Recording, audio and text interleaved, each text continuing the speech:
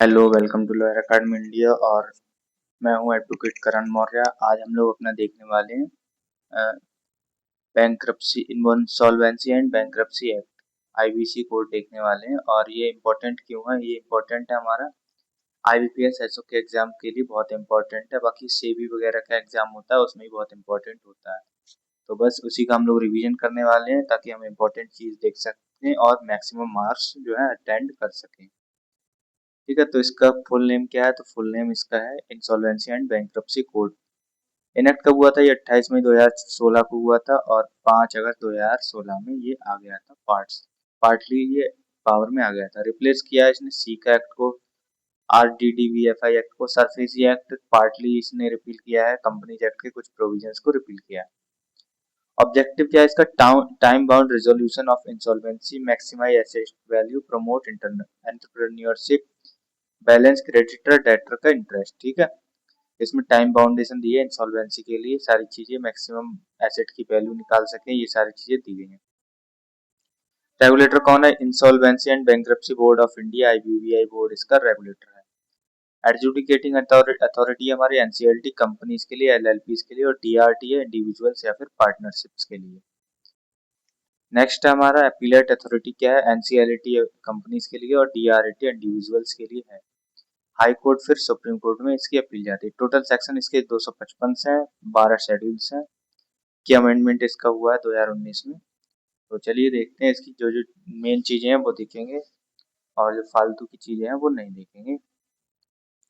Insolvency क्या होती है? जब डेटर अपने डेट्स पे न करने में अनवेल हो। ठीक है, जो पे ना कर सके अपने डेट्स, जैसे कि ए है, ए जो है 5,000 रुपए की कर्जदार है किसी के, और ए 5,000 रुपये कमा ही नहीं पा रहे हैं और ना ही वो अपने जो है 5,000 रुपये चुकाने की स्थिति में, ना उनके पास कोई प्रॉपर्टी ऐसी बची है जिससे वो चुका सके। प्रॉपर्टी तो है लेकिन वो पैसे नहीं कमा पा रहे हैं, कैश भी नहीं बैंक में, तो वो इंसॉल्वेंट हो जाएंगे। उसकी जो प्रॉपर्टी है, और प्रॉपर्टी पे भी अगर लोन वगैरह चल रहा है तो वो सब प्रॉपर्टी बिकेगी पहले और उसके जो कर्जा है वो पहले निपटाया जाएगा। इसे इंसॉल्वेंट पर्सन कहते हैं। बैंक्रप्सी क्या होता है? कोर्ट ट्रिब्यूनल का फॉर्मल ऑर्डर जिसमें डेटर बैंक्रप्ट डिक्लेयर हो। ठीक है, न्यायालय जब ऑर्डर दे देता है तो फिर बैंक्रप्ट कहलाया जाता है। डिफॉल्ट क्या है? जब पेमेंट नहीं दे सकता है टाइम पे तो फिर वो डिफॉल्ट हो जाएगा।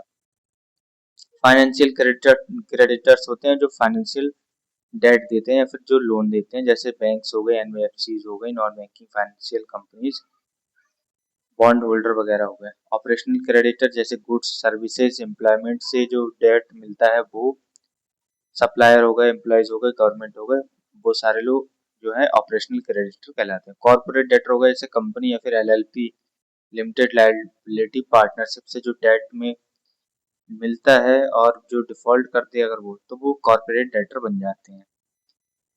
इंसॉल्वेंसी प्रोफेशनल कौन होते हैं? जो कि इंसॉल्वेंसी बोर्ड ऑफ इंडिया जो है उससे रजिस्टर्ड प्रोफेशनल होते हैं, जिन्हें आईआरपी आरपी लिक्विडेटर बनाता है। ठीक है, रिजोल्यूशन एप्लीकेंट क्या होता है? जो रिजोल्यूशन प्लान सबमिट करता है वो रिजोल्यूशन एप्लीकेंट होता है। Committee of creditors, financial creditors का committee resolution plan approve reject करता है।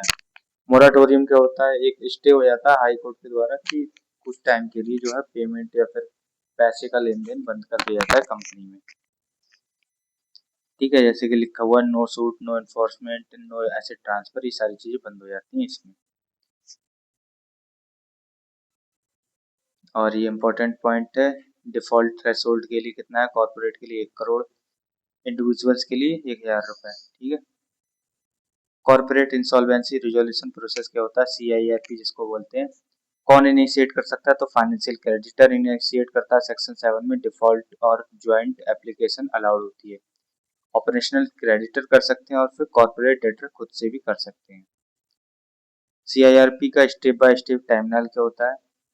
एप्लीकेशन फाइल होती है, NCLT national company law tribunal जो है एप्लीकेशन एडमिट या फिर रिजेक्ट करती है 14 दिन के अंदर।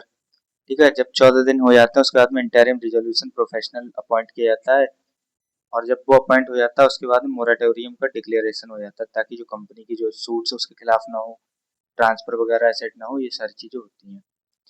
पब्लिक अनाउंसमेंट होती है, कॉल फॉर क्लेम, क्लेम के लिए कॉल वगैरह दी जाती है कि किस चीज का कितना पैसा इनके ऊपर बकाया है वो सारी चीज़ों का जो है फॉर्म वगैरह भर जाते हैं या फिर डायरेक्ट जो है रजिस्टर कराया जाता है किसी वेबसाइट वगैरह के through with in 3 days of IRP के अपॉइंटमेंट के। ठीक है, कमिटी ऑफ क्रेडिटर्स को कॉन्स्टिट्यूट किया जाता है with in 30 days of IRP।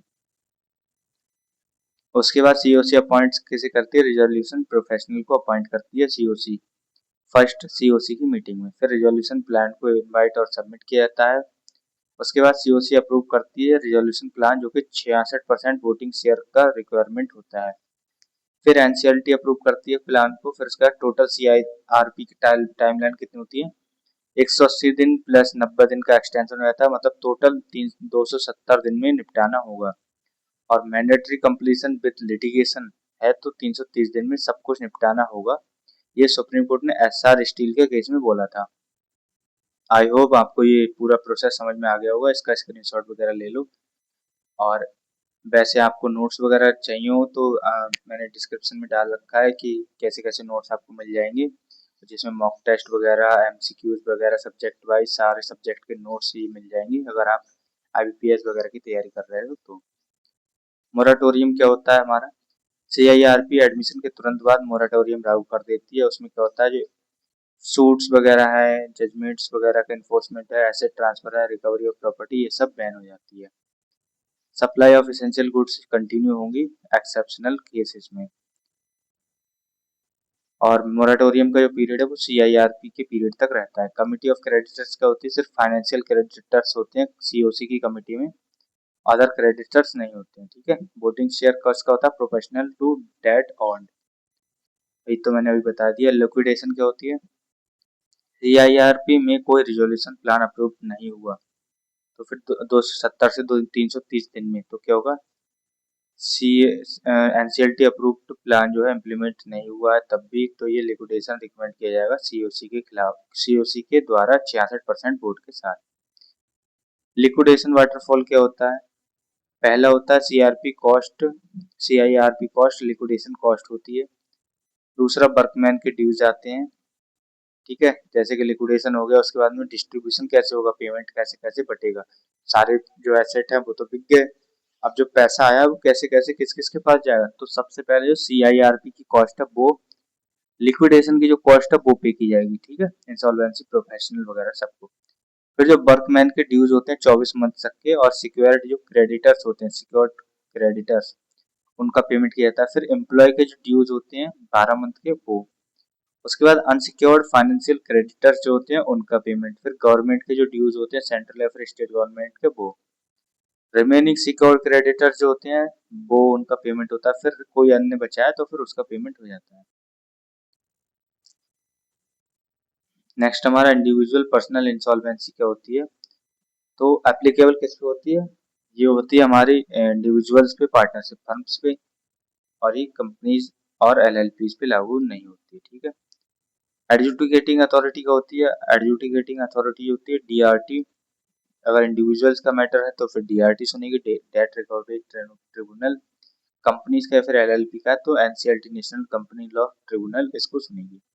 Default का थ्रेशोल्ड इसका 1000 रुपए है, एक का 1 करोड़ रुपए है।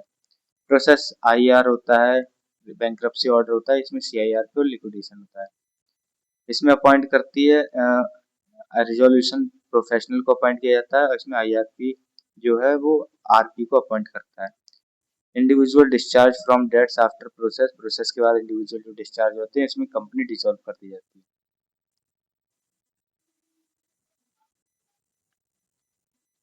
इसमें नोट ये है हमारा पार्ट थर्ड का, जो इंसॉल्वेंसी का है, इंडिविजुअल इंसॉल्वेंसी का इम्प्लीमेंटेशन अभी भी पार्शियल है, आधा है, मतलब कुछ कुछ पार्ट हुआ है कुछ कुछ नहीं हुआ है।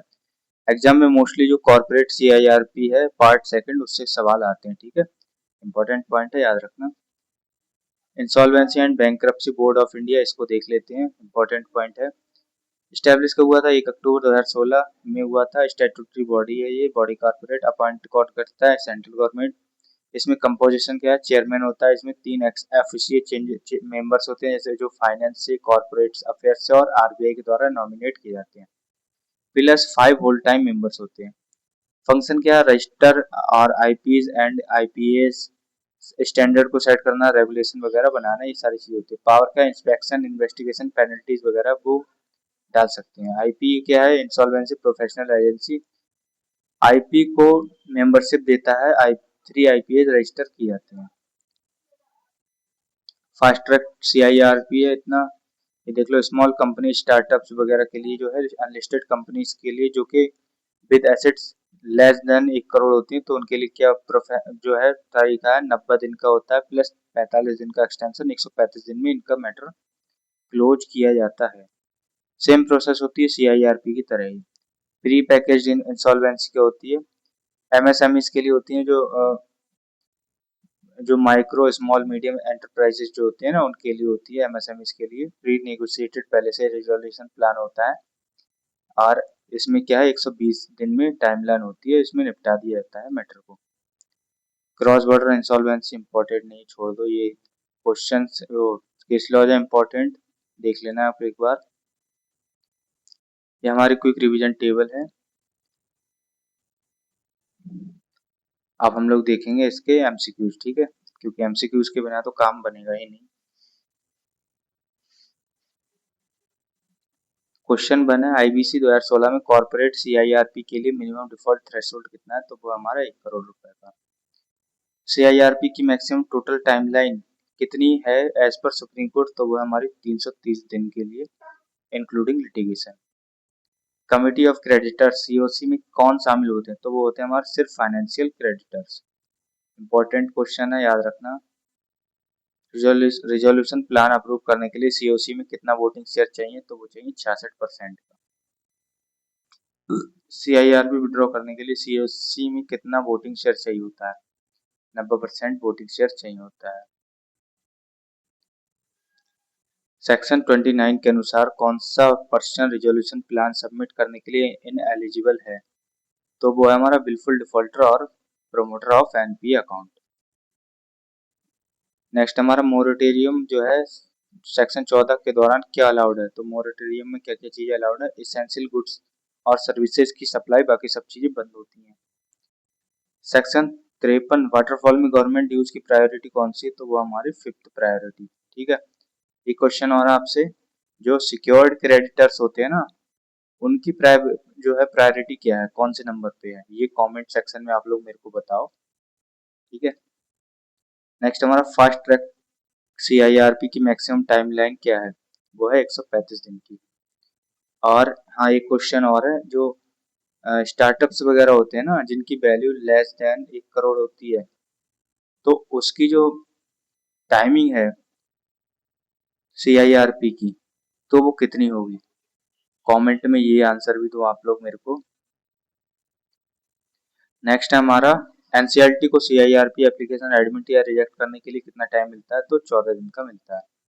Insolvency and bankruptcy board of India कब स्टैब्लिश हुआ था? तो 1 अक्टूबर 2016 को स्टैब्लिश हुआ था।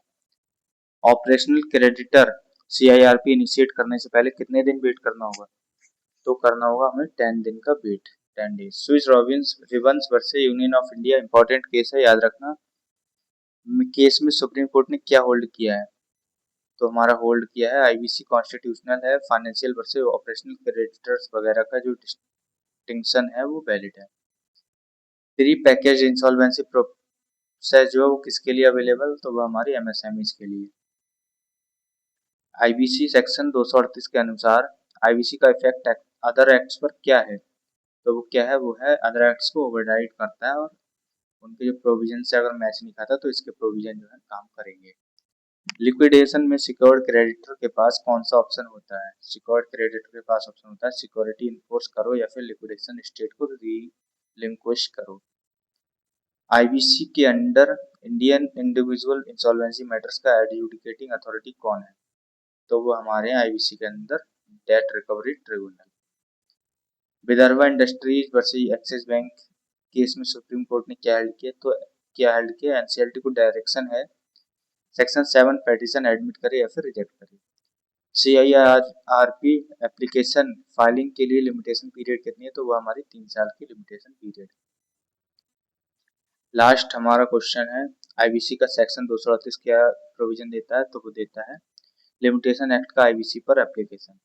ये एग्जाम की टिप्स है फाइनल, ये देख लो आप लोग एक बार ताकि आपको याद हो जाए। बाकी मैं बता देता हूँ आपको नोट्स कैसे मिल जाएंगे, ठीक है।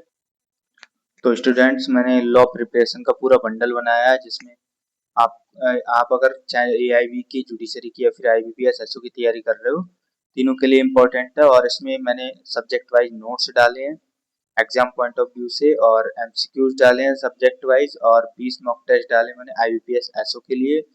100 क्वेश्चन का एक होगा, मतलब फुल मॉक होगा, और 20 जो है जुडिशरी के लिए डाले हैं। तो अगर आप लोग अपनी तैयारी बेहतर करना चाहते हैं, एक अपने आप को एकदम बेस्ट बनाना चाहते हैं, तो आपको कुछ नहीं करना है, बस ये जो है कोर्स 399 में मिल रहा है, और इसको स्कैन करके आप पेमेंट कर सकते हो, या फिर इस नंबर पर आप पेमेंट कर सकते हो और स्क्रीनशॉट इसी नंबर पर भेज सकते हो। आपको 1 से 2 घंटे में आपका पूरा का पूरा जो बंडल है वो मिल जाएगा, ठीक है। बाकी मिलते हैं नेक्स्ट वीडियो में, तब तक के लिए गुड बाय।